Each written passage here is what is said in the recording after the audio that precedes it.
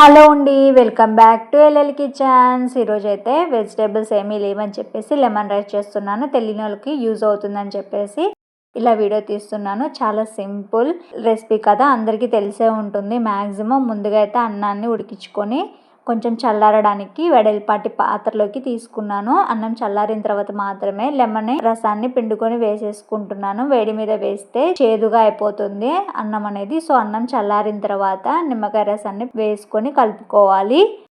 పులిహోర కోసం తాలింపు వేసుకుందాము. దానికోసం స్టవ్ వెలిగించుకొని ఒక ప్యాన్ పెట్టుకొని 1 స్పూన్ ఆయిల్ వేసుకుంటున్నాను. ఆయిల్ అనేది లైట్గా వేయటైన తర్వాత పల్లీలు 2 టేబుల్ స్పూన్ల తాలిమింజలు వేసుకొని కొంచెం లైట్గా హీట్ అయిన తర్వాత పచ్చిమిర్చి కరివేపాకు వేసుకుని అంతా ఒకసారి బాగా కలుపుకొని పచ్చిమిర్చి మొత్తం కూడా మంచిగా ఫ్రై అయ్యేంత వరకు వేయించుకోవాలి.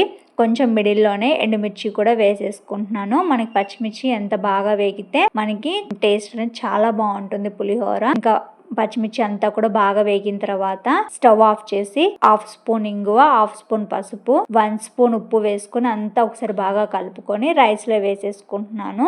ఇష్టం ఉంటే తాలింపులో జీడిపప్పు కూడా వేసుకోవచ్చు. ఈ తాలింపు అంతా కూడా అన్నంలోకి బాగా కలిసే విధంగా కలుపుకుంటున్నాను. వేడిగా ఉంటుంది, మీరు స్పూన్ తోనే కలుపుకోవచ్చు, కానీ చేతితో కలుపుకుంటేనే టేస్ట్ అనేది ఎమ్మీగా వస్తుంది. స్లోగా నిదానంగా కలుపుకోండి, వేడిగా ఉంటుంది కాబట్టి. నిమ్మకాయ పులిహోర అయితే రెడీ అయిపోయింది. ఈ వీడియో కనుక మీకు నచ్చినట్టయితే like and share and subscribe to my channel.